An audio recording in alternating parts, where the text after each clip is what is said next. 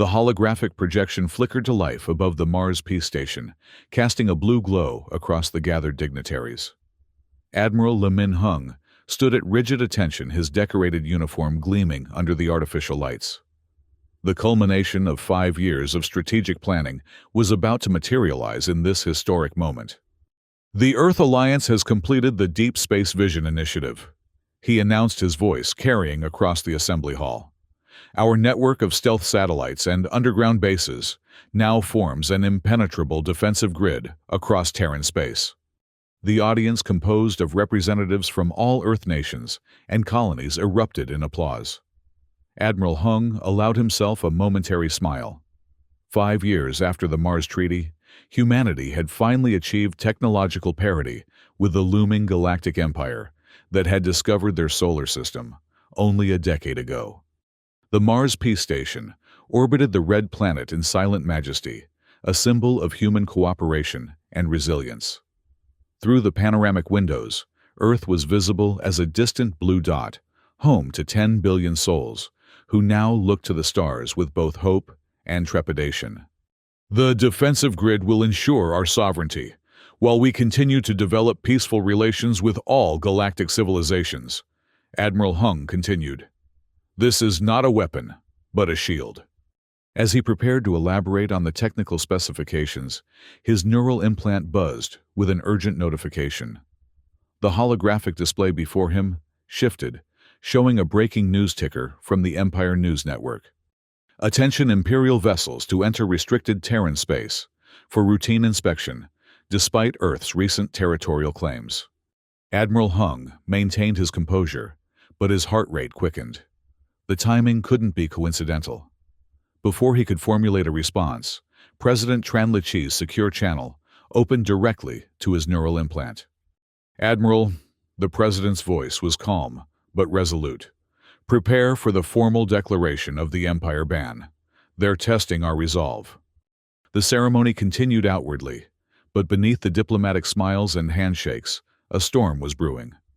As Admiral Hung concluded his presentation, he gave a coded signal to his staff.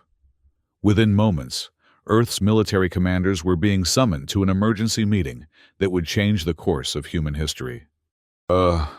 Deep beneath Earth's surface in the cavernous hall of the United Nations headquarters, President Tran Lichi stood before the Emergency Security Council.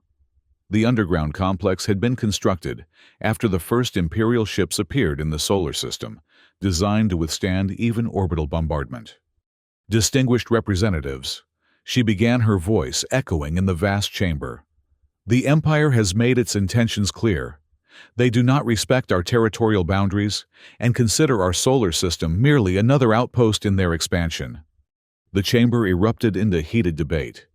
Ambassador Nguyen from the lunar colonies rose first. We cannot provoke a civilization thousands of years more advanced than our own, he exclaimed. Their ships could reduce our cities to ash within hours. Defense Minister Rodriguez countered immediately. And what would appeasement gain us? The Empire has consumed countless civilizations that offered no resistance. They respect only strength. Admiral Hung, who had been observing silently, finally stepped forward. The chamber quieted. The Deep Space Vision isn't just a detection system, he revealed. It's also the most sophisticated stealth fleet humanity has ever produced. We have positioned 97 warships throughout our solar system, completely invisible to Empire sensors. Gasps and murmurs filled the chamber. We've reverse-engineered enough of their technology to create a credible deterrent, continued Admiral Hung.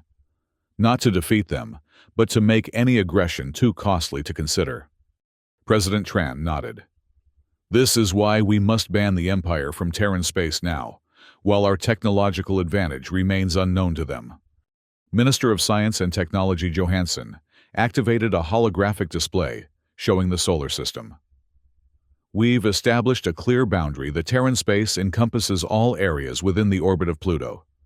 Beyond that, we recognize the Empire's right to free passage. The debate continued for hours, with the dialogue faction and military faction presenting their arguments. Eventually, President Tran called for a vote.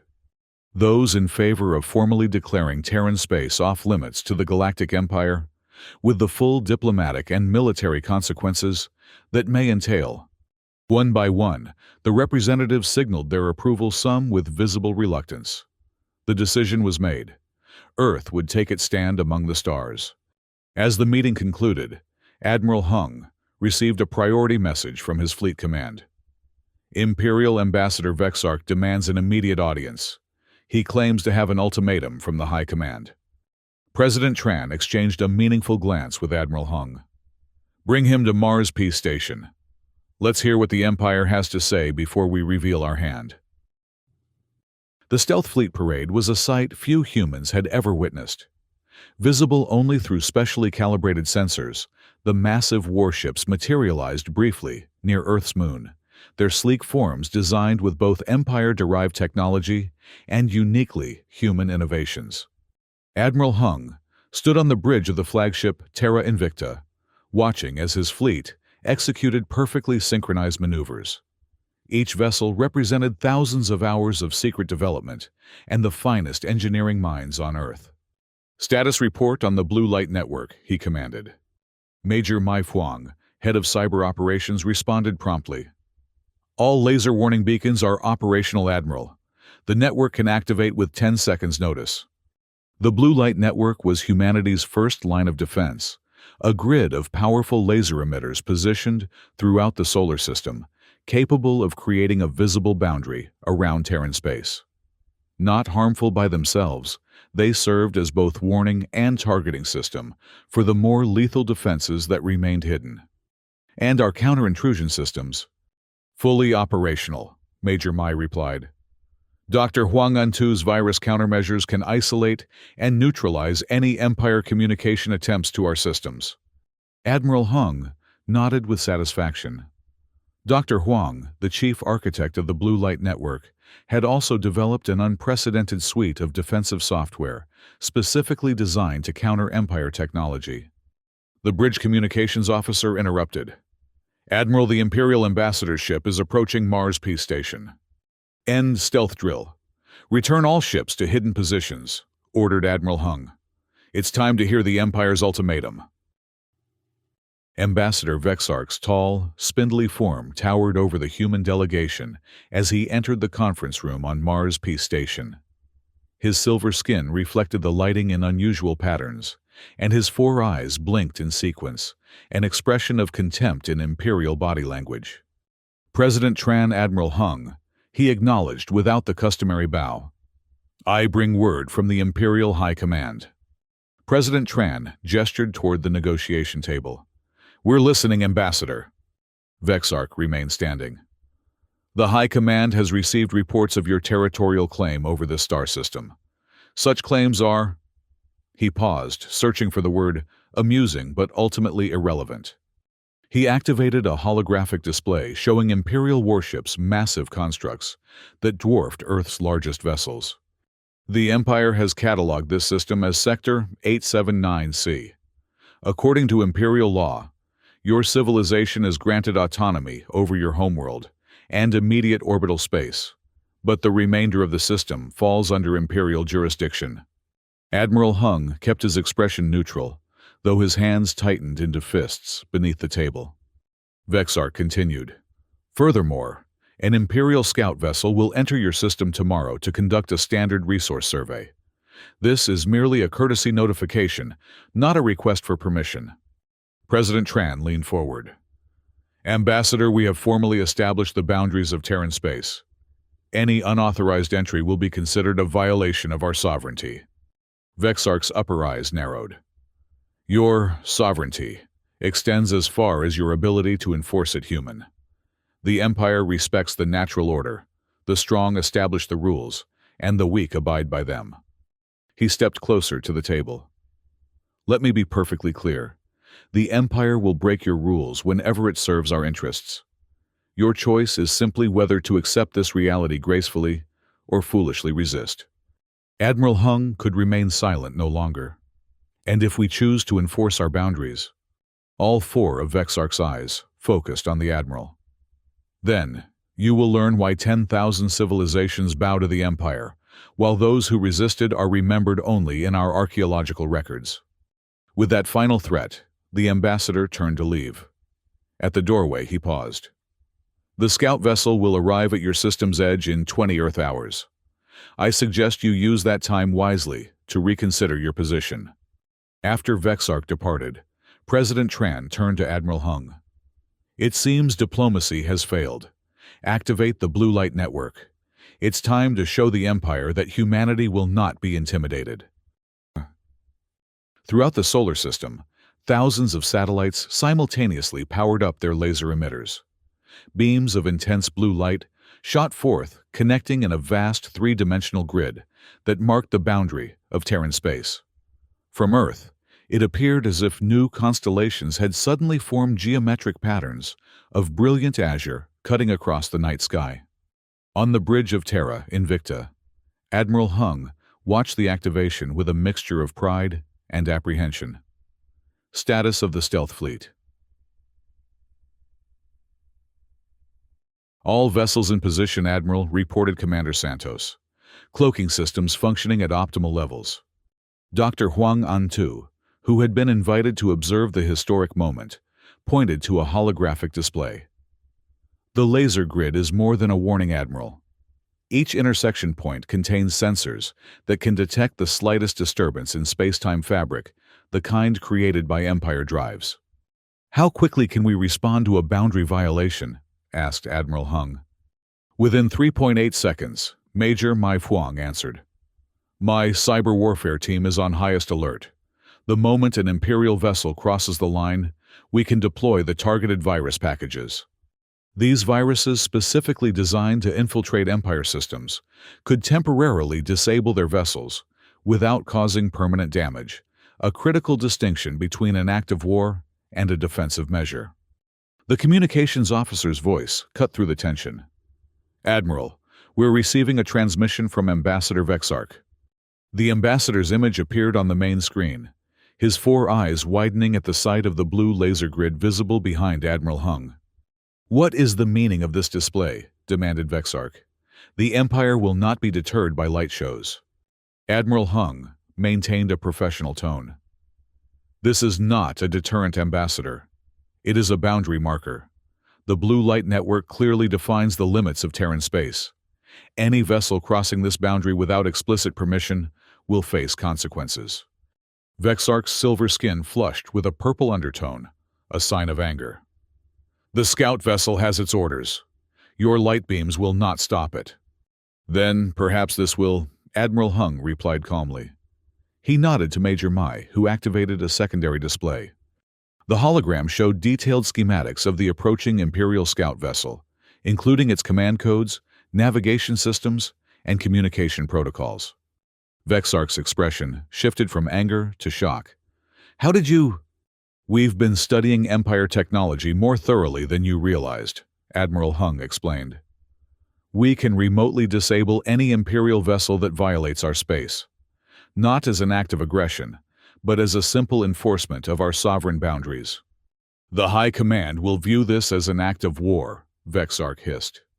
No, countered Admiral Hung. They will view it as evidence that humans are not the primitive species you assumed us to be.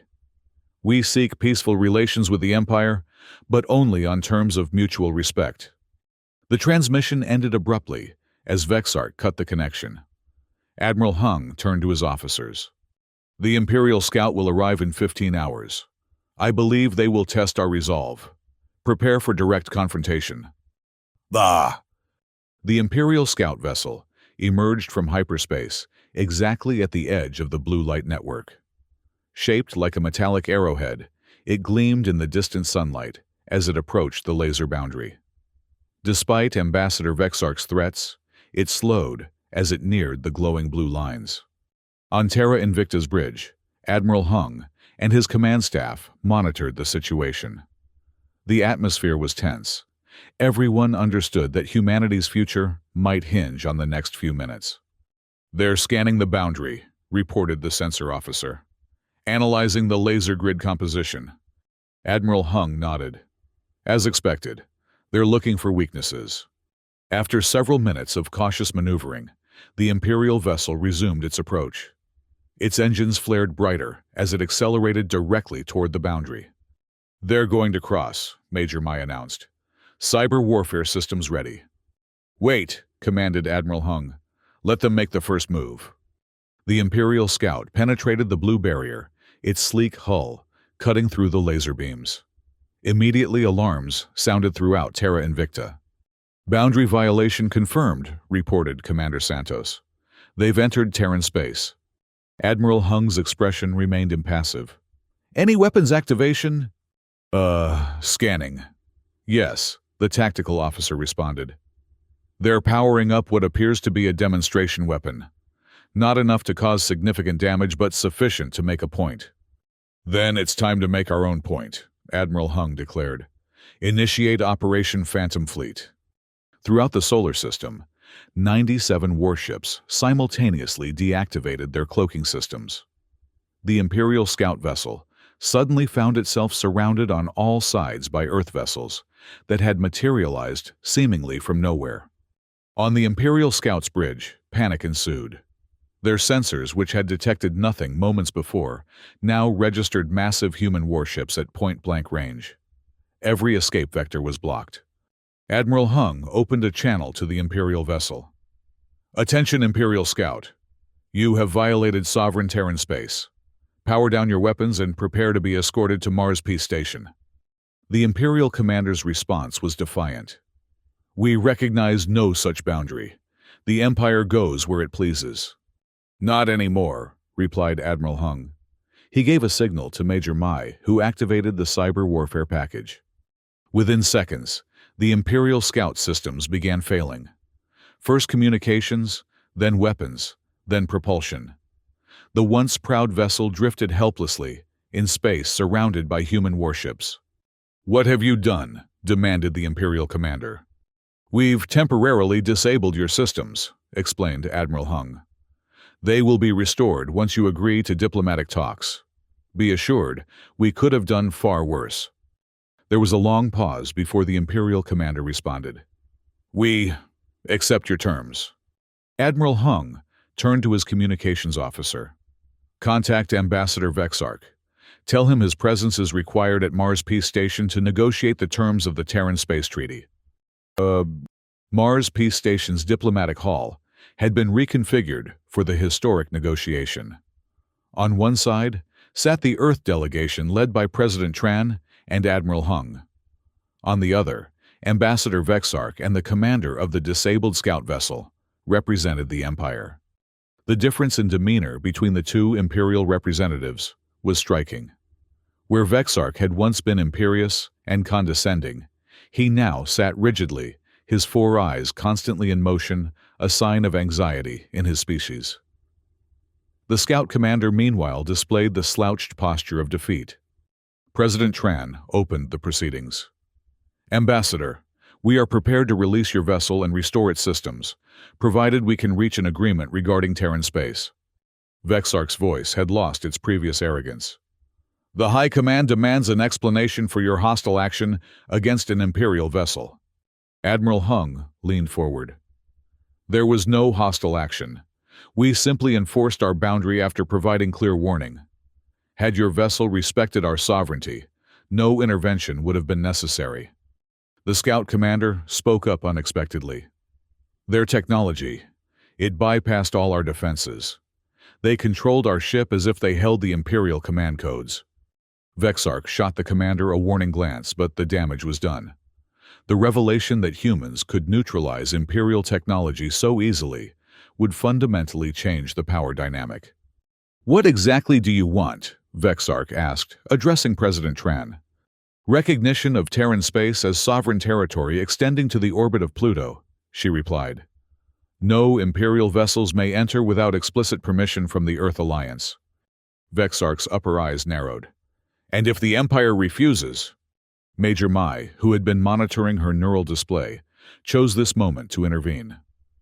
"Perhaps a demonstration would clarify our position." With a subtle gesture, she activated a holographic projection. It showed real-time footage from across the solar system, dozens of Imperial communication relays, survey probes, and automated research stations that had been secretly operating in Earth's solar system for years. One by one, they blinked out of operation.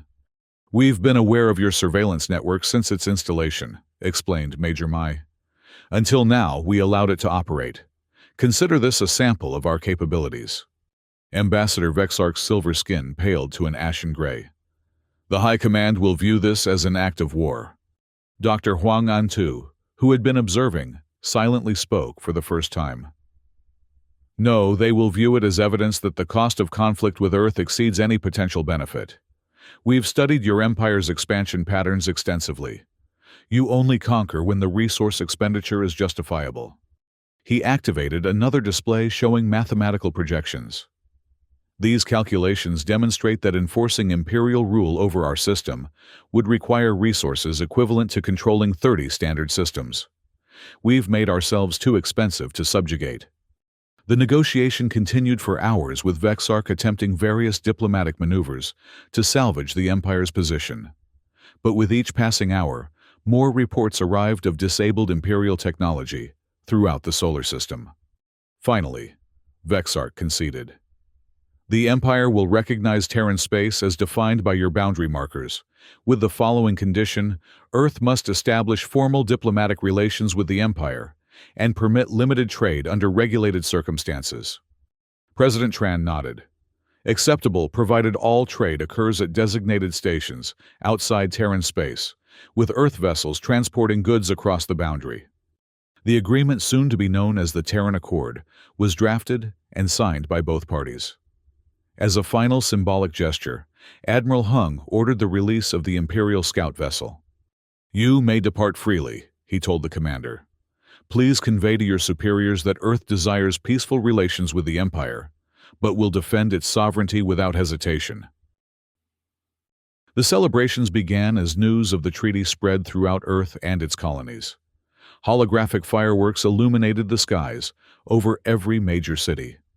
On the Moon, special light displays created patterns visible from Earth, symbols of unity and victory.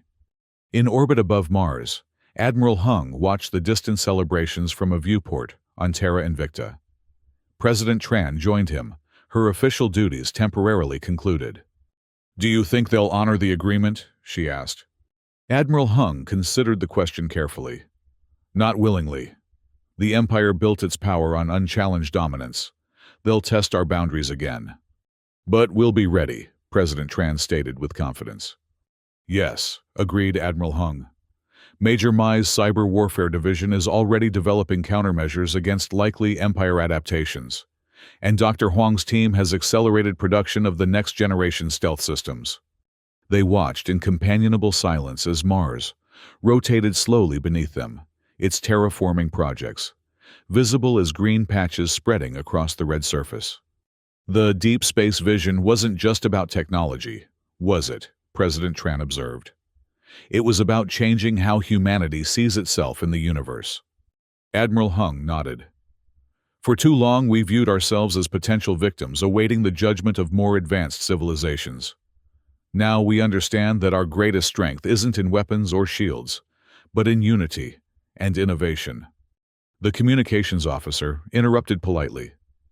"Admiral, we're receiving reports that the Imperial Scout has crossed back over the boundary. They're transmitting a message of formal acknowledgement of Terran space sovereignty, endorsed by the Imperial High Command." A cheer erupted on the bridge.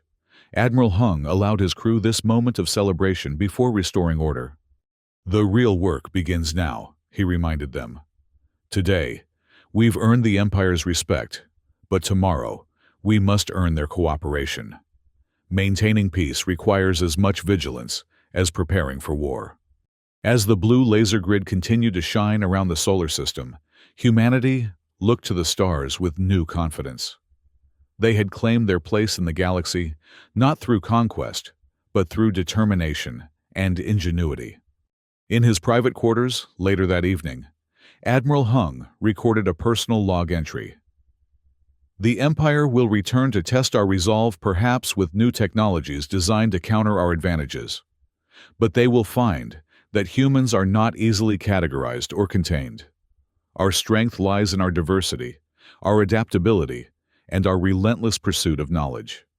The Terran space is now recognized throughout the galaxy, not just as territory we occupy, but as a reflection of who we are as a species. We have declared our independence among the stars, and the universe has heard our voice. Bo. 6 months after the signing of the Terran Accord, a massive celebration was organized across Earth and its colonies. The event, dubbed Sovereignty Day, featured synchronized light shows visible from space, a reminder to any watching eyes that humanity stood united. On the observation deck of the newly expanded Mars Peace Station, Admiral Hung and President Tran hosted representatives from every Earth nation and colony. The diplomatic corps had grown significantly now, including specialists in imperial culture, language, and technology. The latest reports from our border sentinels show no unusual activity, Major Mai informed them during a quiet moment. The Empire appears to be honoring the agreement. Dr. Huang approached with his typical enthusiasm. Better yet, the regulated trade has already yielded significant technological benefits. We've gained insights into imperial energy systems that could accelerate our development by decades.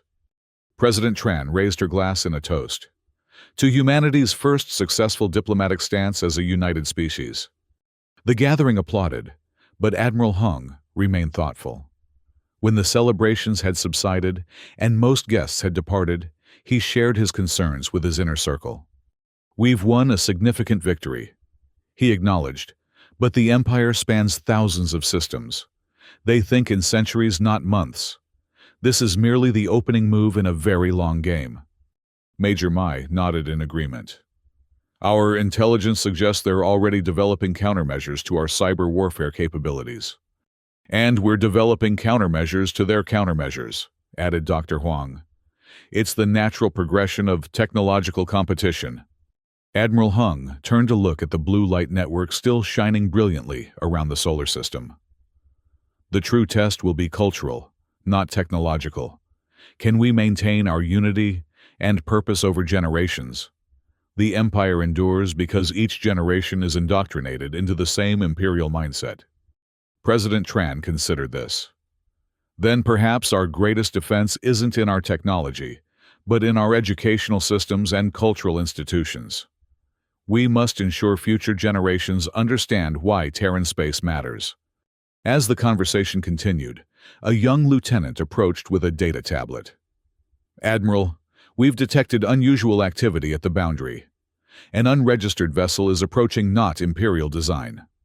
The group moved quickly to the command center, where holographic displays showed the approaching ship. It was unlike anything in Earth's databases, with an organic flowing design that defied conventional engineering. "First contact with a non-imperial civilization," breathed Dr. Huang. "This changes everything." Admiral Hung straightened his uniform. "Open a channel. Let's welcome them to the edge of Terran space and show them that humanity is ready to take its place among the stars." As the unknown vessel approached the blue light boundary, it slowed respectfully and waited. The message was clear. They recognized and honored the sovereignty that Earth had fought so hard to establish. President Tran smiled. "It seems the news of our stand against the Empire has spread. Perhaps we've gained more than just our independence, we've gained the galaxy's attention." Admiral Hung nodded, his gaze fixed on the mysterious ship and the infinite possibilities it represented. And now the real journey begins. The Earth had declared its boundaries, and the galaxy had listened.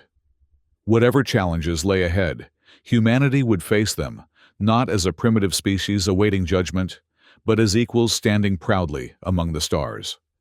The Terran space was theirs, not just as territory, but as a statement of who they were and who they aspired to become.